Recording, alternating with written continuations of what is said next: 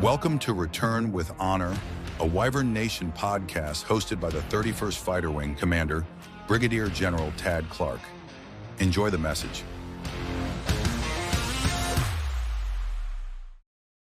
All right, well, welcome, audience. We're super excited for today's podcast, Return with Honor. I, of course, have my wingman, Chief Master Sergeant Cesar Flores, the Command Chief of the 31st Fighter Wing, but we have an amazing guest with us today. And so, without further ado, I want to introduce Lieutenant Colonel Lysandra D'Agostino. She's the commander of the 31st Maintenance Squadron, but she has a really interesting story. Today's topic is Adapt and Evolve. And it is really getting after the art of thinking creatively, thinking out of the box, approaching new problem sets and challenges with an interesting approach.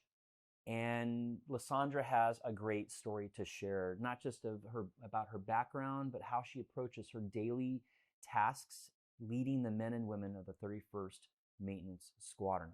So welcome, Lysandra. Thank you, sir. It's great to have you here. You're one of the first people I met when I arrived to Aviano Air Base 2.5 years ago. And I know you've spent a lot of time here in the front office at the headquarters level, at the wing level. And then now you've been spending quite a bit of time as one of our more senior, more experienced squadron commanders in the wing.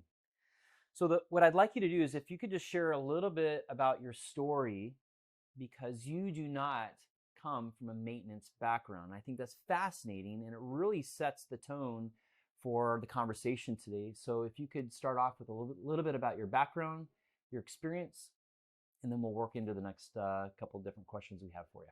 Thank you, sir. And I'll start off with thank you for having me on the podcast. I really appreciate the opportunity to share my experiences and just my background. So with that, actually my first job with the Department of Defense was in Defense Contract Management Agency. I was actually a civilian for 3 years when I went to college. So that's where I had a passion, what I found as a passion for acquisitions. And it worked out perfectly because I had the opportunity to go to ROTC at Syracuse University and ultimately get picked up in the acquisition career field. Acquisition, more specifically, program management. And what that is it's someone who's responsible for cost, schedule, and performance of whether it be aircraft or information systems or munitions. The gamut is very vast and wide, and it could be anywhere from development to production to sustainment, and to almost even demilitarization, where we get rid of the weapon system. So it's an extremely exciting career field. And I started my career in the Air Force at the Cruise Missile Program Office at Tinker Air Force Base in Oklahoma. And at the time when I was getting ready to PCS, the Air Force Nuclear Weapons Center wanted to keep officers and program managers in the nuclear community. So I found myself following on to the Intercontinental Ballistic Missile Program Office at Hill Air Force Base in Utah.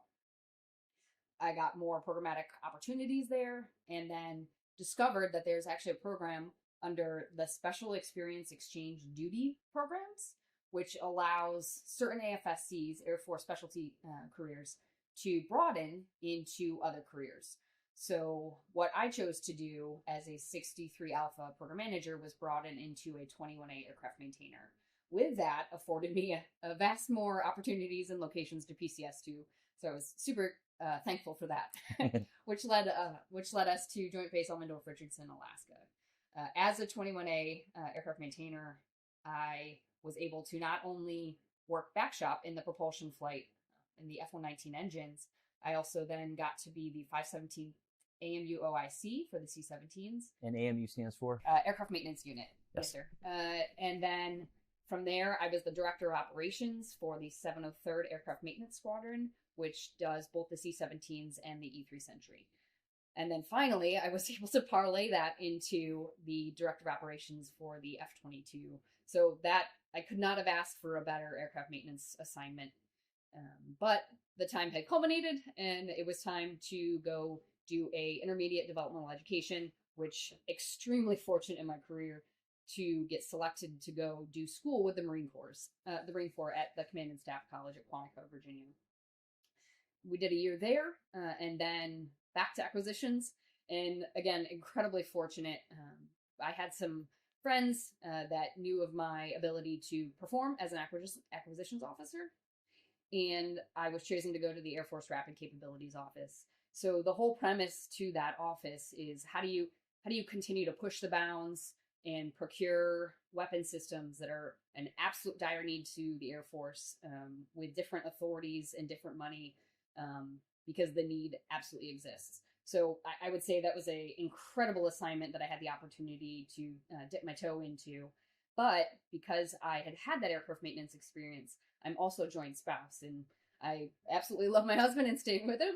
So in order to do a follow-on, he got offered the director of operations job here at Aviano Air Force Base.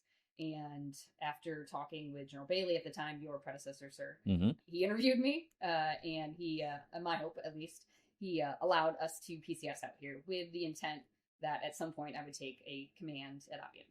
I worked for him, and while I worked in the wing, like you said, I worked in the plans and programs office for a little while. I served as the Commander's Action Group chief for a little while. And then due to some personal shifts, I got to finish out that part as the exec for the 31st Fighter Wing. It was at that time I had the ability to apply for the command position. And then at that time, the 31st Maintenance Squadron was truly, truly what I believe is the perfect fit for me and who I am and what they needed at that time. So with that kind of brings me to current state. Yes. It's a fascinating background. And so it's remarkable. And for those that are listening, the things that are popping out in this conversation so far for me is that you, again, were steeped in acquisition and had a lot of different opportunities to lead and develop as a leader in that career field. And then you had an opportunity to get exposed to the maintenance community just for a little bit, a short stint in Alaska. And then you went back to the acquisition community as well as IDE. And then when you came here, you've done a lot of different things. But so the question I have for you is, as you reflect on your background, places you've been, the things you've experienced, all those experiences, as you've transitioned back into the maintenance career field, now leading the maintenance squadron, using your experience at Elmendorf, but also just the breadth of experience you've had in your career, how did you prepare for that command, thinking in a different way? The adaptiveness that it's required for you to prepare to take command, and what are some of the challenges that you've met along the way as you've prepared and now that you've been in the seat now for a couple years? I would say that it allowed me to walk into command without any of what I would say those that are core individuals, without those biases that are kind of already built in. This is how it's supposed to be. This is just what we've always done. And I don't want to say walking in with a naive viewpoint of it. I'm not afraid to ask questions, because if you don't ask questions, you don't know if you're doing it right. So I embrace the fact that I'm not the SME, nor will I ever probably be. But I surround myself with the people that I'm comfortable with asking those questions. And it's not from a place of malice. It's legitimately, I want to understand the process, and maybe I'm going to push you a little bit. I'm going to force you to be uncomfortable because maybe I have a different viewpoint on how to execute that, maybe because of your historical bias and how you've always grown up. Maybe there is a gray area that we can operate in. Maybe there is some risk acceptance that we can operate in. I mean, there was General Alvin's most recent training that he had asked each squadron to do, focusing on operational discipline and integrating risk management. Me and Chief Tatro personally took that on, and we briefed every single member of the squadron, because I truly believe that if we grow a culture and grow our airmen to operate, I know it sounds crazy, but to continue to ask why. As long as they do the operational discipline part, let's continue to push the bounds and go faster and further. So that's kind of how I walked into command, both from an acquisition community and got to aircraft maintenance. I'm going to circle back on a couple things you said. There are a couple of really fascinating things you shared that I know the audience is going to be taking note on. But Chief, over to you for a question. Well, hey, ma'am. Thank you again for being on our podcast. You know, being at the squadron, I really believe squadron command, after being a squadron senior enlisted leader for almost 10 years for 7 different commanders, it truly is the ultimate crucible of leadership. You have to understand the strategic while being able to communicate with our airmen and that are in the trenches at the tactical level. When it comes to just the abstract leadership and climate and culture, which is near and dear to the senior NCO's heart, Can you share some perspective and examples of quick wins in the squadron where you were able to shift climate and culture on things that are not necessarily programmatics that are near and dear to the acquisition side? I would start with, before I took command of the 31st Maintenance Squadron, I spent time developing what my priorities were going to be. I had the luxury of understanding the squadron, given that I was here at Aviano for a year prior. But the 4 priorities that I walked into command were execute combat tasks that we're assigned to do, period. That's our doc statement. That's why we're here. The second one is take care of and develop the airmen of the 31st Maintenance Squadron. And I challenge my folks, it's not just those that you supervise and below you, it's your peers and it's those above you, because we absolutely owe a right to each other to continue to push the team further. Now, where we get a little sideways is where my third one is, leave it better than you found it. And I absolutely believe this one. I challenge the squadron. When you walk into Aviano and when you depart, do you truly feel you did absolutely everything that you could to leave the people, place, and processes better than you found it? And that's how I define success. And then the final one, as a Simon Sinek fan, my 4th priority is, when possible, make decisions with an infinite mindset. Because I'm not a knee-jerk reaction. I don't Band-Aid fix. I challenge my folks. What are the cascading impacts of the decision you're about to make? Have you thought through it all? And is it the right decision to make? So one example is inside of the box, actually. Our hangar, Hangar 1, has had a MILCON request project to expand the hangar because we have too much equipment. And everything was super close together. It was actually a safety concern. So we were waiting for a couple of years for the MILCON project and military construction project. And it doesn't look favorable, at least on the funding timeline that we have. So in absent of money, we actually have a lot of space inside the hangar that is already afforded to us, and it's free. So we made the requests, and ultimately we inspanded into the hangar, fenced off the area so it was safe that we could operate, and then we moved all of that equipment that was necessary into the hangar to afford them the freedom of movement, the safety, such that we can operate freely in a location that we already had the approval to operate out of. It's an inside-the-box solution while we wait for the official MILCON to go through. That's incredible, the quick wins. And, just some other things from the outside looking in. I know one of the initiatives you did was reverse feedback, and that's grown to where you allow 360-degree feedback from your entire formation to be able to communicate back to the command team. And based on that, y'all consider shifting and shaping things to make sure that every airman feels heard. So yeah, your command team, the adaptability and things they are doing over at MXS, which is one of the most diverse squadrons here with a lot of different AFSCs, is pretty impressive.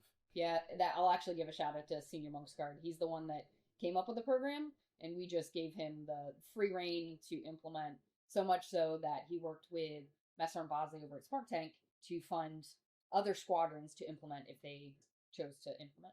Of course. Sandra, can I put you on the spot? Can you share another success or win that you've experienced in your time in command? Again, with innovative thought, adaptiveness. So not specifically in the squadron per se, but something I embody back to that make decisions with an infinite mindset. I believe in process improvement.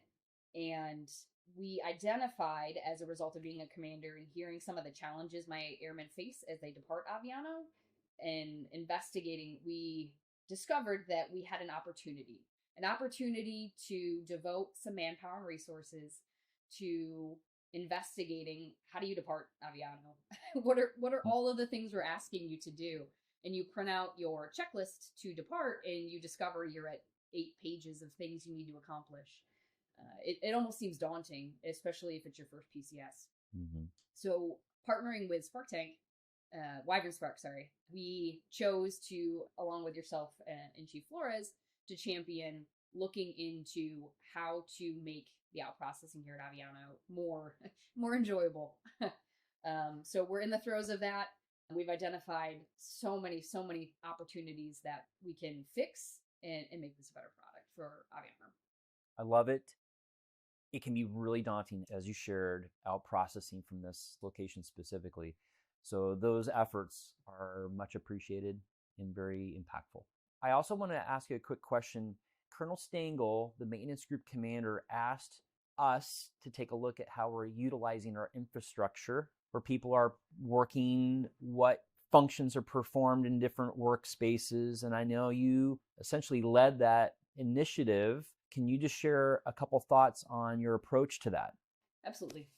I am extremely fortunate to be in a part of the 31st Maintenance Group under Colonel Stengel. He has a visionary mindset that allows us to operate.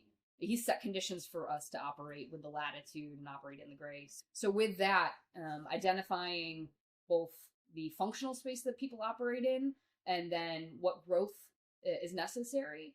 And through that, we made a couple of recommendations to relocate people. But another big part of that is identifying waste. There is a lot of waste that, unfortunately, equipment that just gets left behind, that through the process, we just identify and dispose of it. But that process is also a little daunting as well. But if it's something we're charged with doing, because there's a benefit on the back end, you can demonstrate the fruits of our labor to our airmen, then they're invested. So under Colonel Stengel, we're extremely fortunate. Yeah, I love it. There's something special in all the groups, but certainly in the maintenance group. And I know that you are an active participant in a lot of the initiatives that are taking place. And to give you full credit, I know that you're really leading that initiative and making sure that we are using our workspaces and facilities in a deliberate way, mitigating waste and seeking optimization and efficiency. As I highlighted in my opening comments, you've been in command for a little while now. Some of our commanders just took command this last summer, so they haven't even been in the command seat for a year yet. Have you found opportunities to share some of these thoughts with them, to share your perspectives, your approach, some of your successes as that come up in conversation? How is that? The reason why I find this question really important and compelling and interesting is peer leadership is a hard thing to do. It's easier, I think, to lead those that are subordinate in terms of less experience, less time, and we bring them into the fold. We share them our vision, provide guidance, make sure they have the skills to succeed. And certainly when we have superiors that we work for, and we all do, we understand what his or her guidance is, what their tasks are, what their objectives are, and we try to meet that. But peer leadership is a different opportunity. And so can you kind of walk us through that in terms of how you've approached sharing your expertise and approach to leadership with your peers? Yes, sir. My first year in command, there's things that I wish we had had. So as I entered my second year in command, I discovered that we have a lot of meetings at the wing where we're providing information and there's a higher echelon of leadership in the room. But there, with the exception of at the group level, there was no collective environment that all of the squadron commanders could get together to share concerns or best practices or anything like that. So I worked with the director of staff to ask if we could stand up a once a month, just forum, no itinerary. Hey, what's going on? What can we get after? What's bothering you? And it's actually been extremely valuable that we identified that we all are kind of suffering with some of the same problems and we all can collectively get after something, whereas before we thought it was just an us problem, or maybe we need to attack it from a wing level perspective instead of navigating it through at the squadron level. There's also a few squadron commanders that were working through a cross share. In other words, I go over to another group's meetings, and inversely, we invite one to come over to the maintenance group, such that we can get an understanding of how we operate, what are the questions that we ask, what are the routines that we go through. A little bit of it's an appreciation, but it's absolutely an understanding, because the more you're experienced and exposed to, it's my belief that the absolute better leader that you're going to be. Yeah, I love it. I'm going to let Chief round us out with a closing comment or two. But before we get to that, Chief, I just want to highlight a couple things, Lysandra, that you said that really stand out to me. And I suspect our audience took note as well. The first of which was encouraging others to ask questions. Ask the why. Encourage people to ask the why. That allows us to get to the core of what are we trying to achieve? What's the intent? How do we measure success? And what I like how you define success is, are we truly leaving the unit, the organization, the group that we're with better than the way we found it? I love that. I also like the fact that you are encouraging your men and women to challenge their biases. We ought not walk into organizations and say that we've done it this way always, so we're going to continue to do it this way. No, you're allowing people to challenge the biases, not in a defiant way, but in an innovative, adaptive way. Are there better ways to do this? But I also loved what you said, Lysandra, is that you are articulating what General Alvin, the Chief of Staff, talked about in terms of risk management. And you're weaving that into how your men and women make decisions and encouraging them to operate in the gray area with that mindset. So these are really fascinating. I've taken some notes, and I think these are really, really helpful. And then the last thing is the fact you even came up with your own word of inspanded instead of expanded to define how you tackled the challenge of not having a sufficient amount of space. And so you looked literally within the box, which is, I think, just a fascinating adaptive approach of how you got after that problem set. And it just further reinforces the notion that when Chief and I were thinking about this topic, you're the first person that came to mind. And you really have a really unique, impactful, really, really successful way of approaching challenging problem sets, seeing them as opportunities, and maximizing efficiency, and doing it in a way where your airmen, I see them around you, they believe in you. You're giving them solid guidance, good feedback, a clear path of where we're trying to go, but not telling them how to do it, but explaining the why so they can figure out the how. Chief, over to you. Yes. So ma'am, when I asked for quick wins, one that I was hoping you mentioned, but of course you just have a laundry list of problem-solving innovations, was a Zamboni.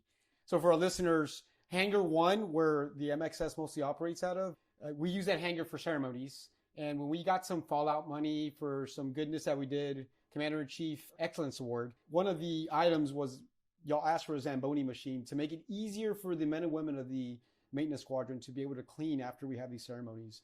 That was immediately approved, and I think within days you moved out and purchased it. And the only thing I was disappointed was that it wasn't painted squadron colors. Give it time, Chief. Yeah, but I'm sure. But and I will tell you, may seem tactical, but that is such a symbol of I'm willing to put my money where my mouth is to take care of our airmen and give them time back.